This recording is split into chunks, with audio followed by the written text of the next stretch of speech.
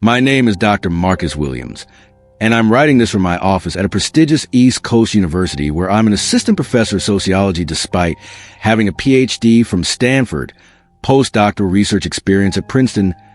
15 peer-reviewed publications in top journals, a book contract with major academic press, and teaching evaluations consistently ranking in the top 10% of my department. Qualifications that should establish my credibility and competence, but instead are constantly dismissed by colleagues, students, and administrators who assume I was hired as a diversity hire to fill racial quotas rather than recognizing that I earned my position through academic excellence that exceeds most of my white colleagues' credentials. At 35, I've spent my entire academic career being simultaneously overqualified and underestimated,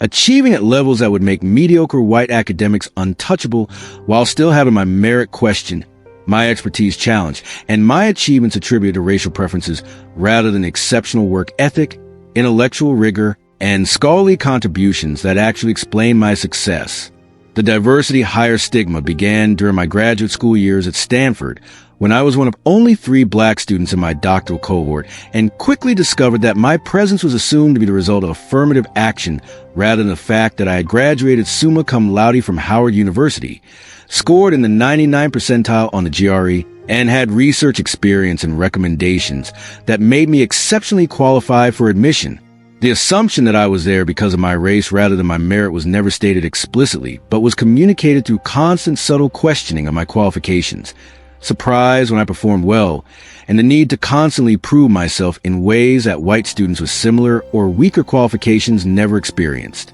The credential questioning began immediately when introducing myself to new people in academic contexts, at conferences, departmental events, or collaborative meetings,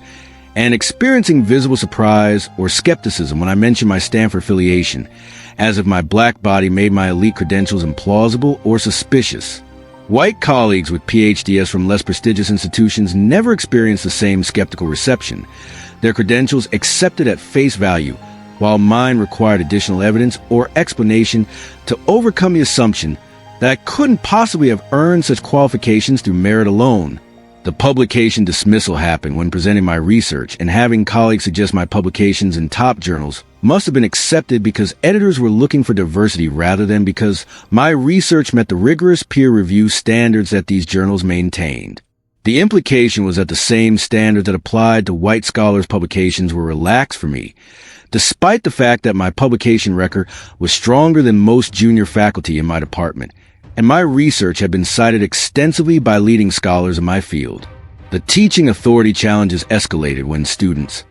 particularly white male students, would openly question my expertise in ways they never questioned white professors, demanding additional credentials, challenging my interpretations of canonical texts, and sometimes explicitly suggesting I was unqualified to teach courses despite my extensive training and research specialization in exactly the topics I was teaching. The assumption that my race made me less authoritative than white professors with inferior qualifications created hostile classroom dynamics that made teaching exhausting and demoralizing. The hiring suspicion was explicit when I received my tenure-track position, and multiple colleagues made jokes about how the university had been under pressure to increase faculty diversity, implying that I had been hired primarily to satisfy diversity requirements rather than because I was the most qualified candidate from a competitive pool of over 200 applicants for position. The jokes were framed as lighthearted observations, but communicated clear messages that my colleagues viewed my hiring as political decision rather than merit-based selection. The committee exclusion happened when important departmental committees were formed without including me despite my qualifications and interest in the committee work, with colleagues later explaining that they hadn't wanted to burden me with service in ways that felt like cover for their assumption that I wasn't competent enough to contribute meaningfully to high-stakes departmental decisions. When I was included on committees, my contributions were often dismissed or ignored in ways that white junior faculty's suggestions weren't, revealing that my presence was about optics rather than genuine inclusion in decision-making. The research collaboration rejection patterns became evident when attempting to develop research partnerships with senior colleagues whose collaboration could advance my career and research program. White junior faculty with weaker publication records and less developed research agendas were regularly invited into collaborative projects, while my attempts to join or proposed collaborations were met with vague excuses or silence, suggesting that colleagues didn't view me as a valuable intellectual partner despite my objectively stronger research credentials. The grant success attribution happened when I successfully secured major research grants from competitive funding agencies like the National Science Foundation, and colleagues suggested that my success was due to diversity preferences in grant allocation rather than the quality of my research proposals, my preliminary data, or my track record productivity that had made my applications highly competitive. The same colleagues never attributed white faculty's grant successes to anything other than merit, revealing how racial assumptions distorted their interpretation of identical achievements depending on the recipient's race. The imposter syndrome intensification resulted from years of having my achievements attributed to racial preferences rather than merit, creating genuine doubt about whether I had actually earned my credentials and position, or whether I had benefited from lowered standards in ways I couldn't objectively assess. The psychological toll of constant external questioning created internal uncertainty despite objective evidence of my qualifications.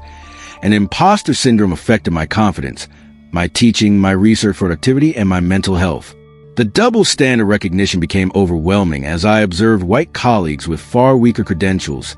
fewer publications, weaker teaching evaluations, minimal grant funding, limited national visibility, being automatically assumed competent and qualified, while I, with superior credentials in every measurable category, was constantly questioned and required to prove myself repeatedly. The double standard meant I needed to be exponentially better than white colleagues to receive even grudging acknowledgement of my competence.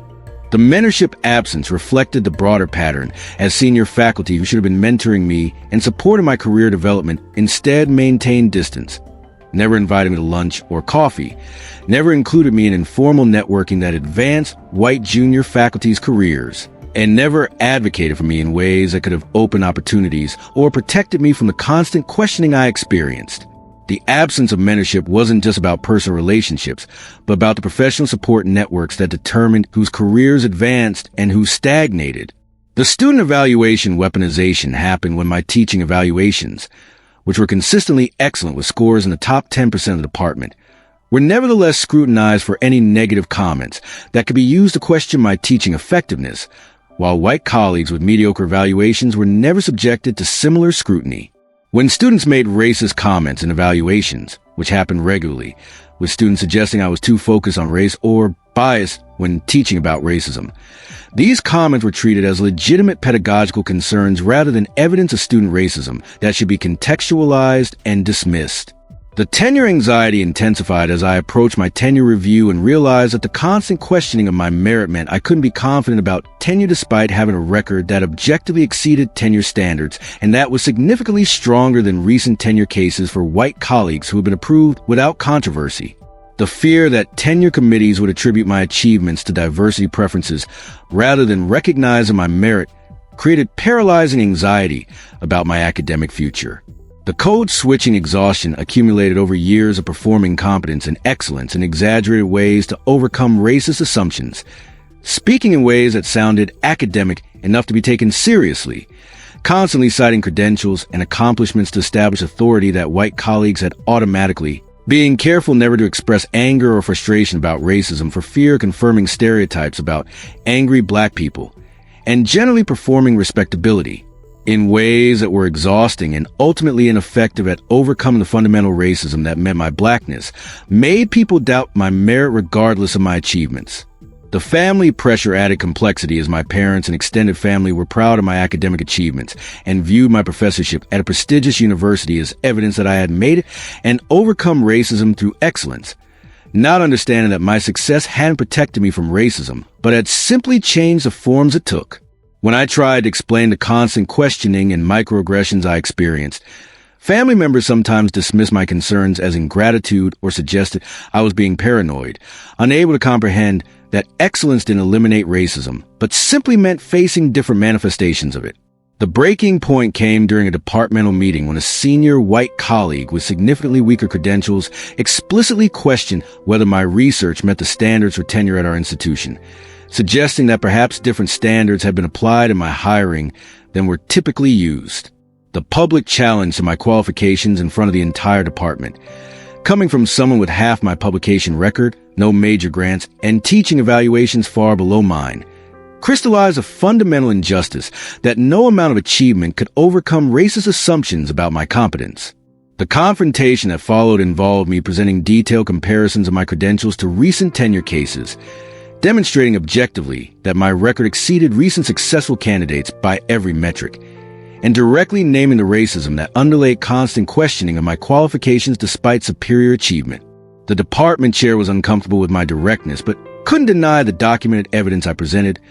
and the senior colleague who had questioned me offered a half-hearted apology, while several other colleagues expressed surprise that I had felt my qualifications were being questioned, revealing how oblivious they were to the constant microaggressions I experienced. The therapy that helped me process the accumulated trauma of constantly having my merit questioned was with Dr. Jamal Robinson, a black psychologist who specialized in treating high-achieving professionals of color dealing with imposter syndrome,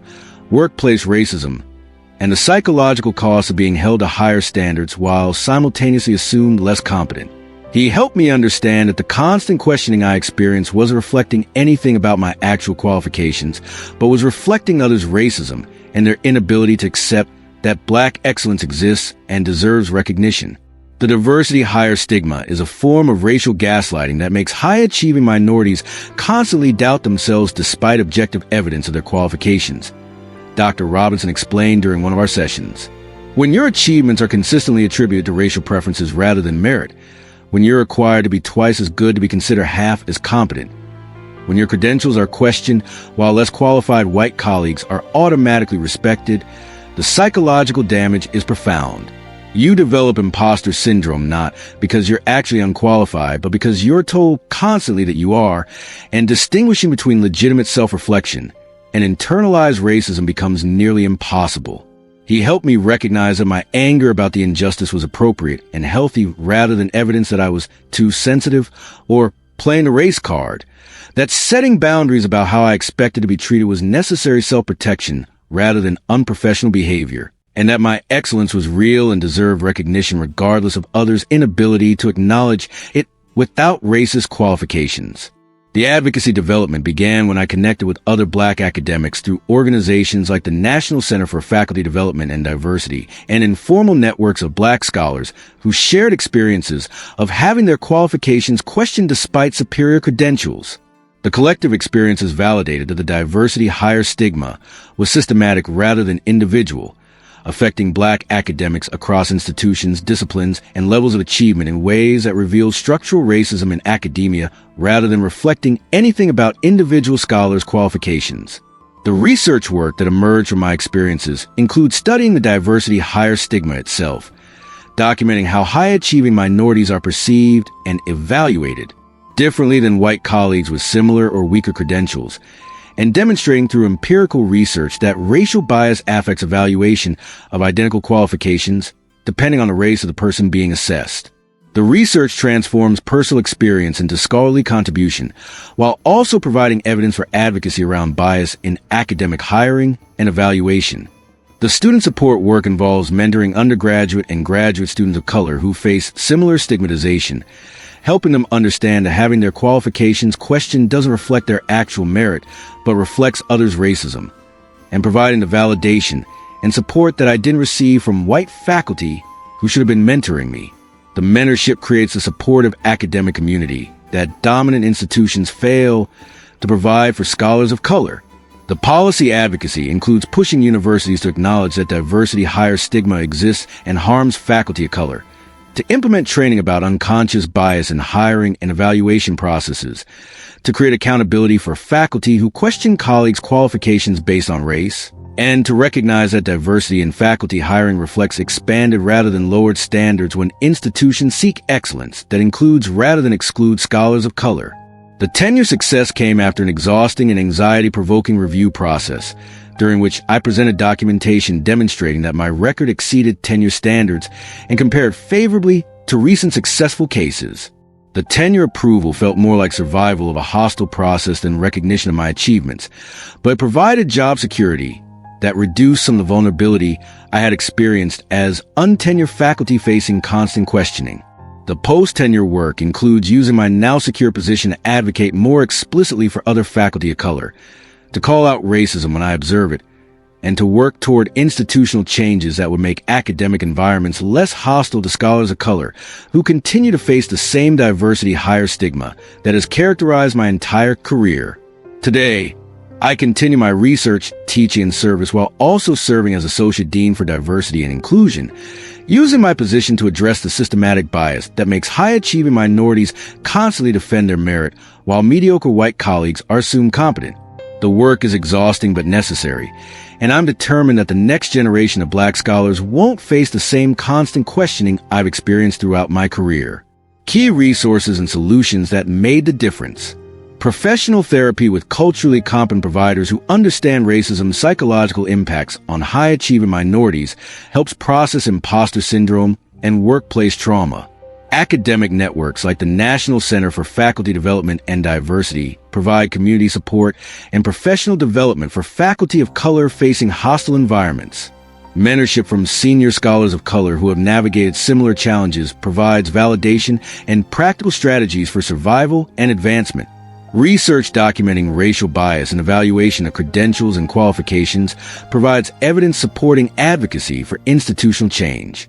Policy advocacy pushing universities to acknowledge and address diversity hire stigma creates accountability for racist questioning of minorities' qualifications. Student support and mentorship helps next generation of scholars of color understand that having their merit question reflects others' racism rather than their qualifications. Direct confrontation of racism when observing colleagues questioning minorities' qualifications challenges hostile behavior and creates consequences for bias. Documentation of achievement and systematic comparison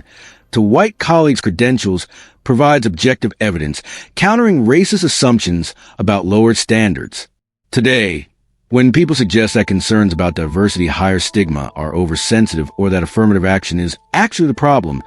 I explain that I have a PhD from Stanford, 15 top-tier publications, major grant funding and teaching awards, yet I'm still assumed less qualified than white colleagues with a fraction of my credentials, and that the diversity hire stigma makes every achievement I earn through excellence subject to racist questioning, while white mediocrity is automatically respected. The problem isn't affirmative action or diversity hiring.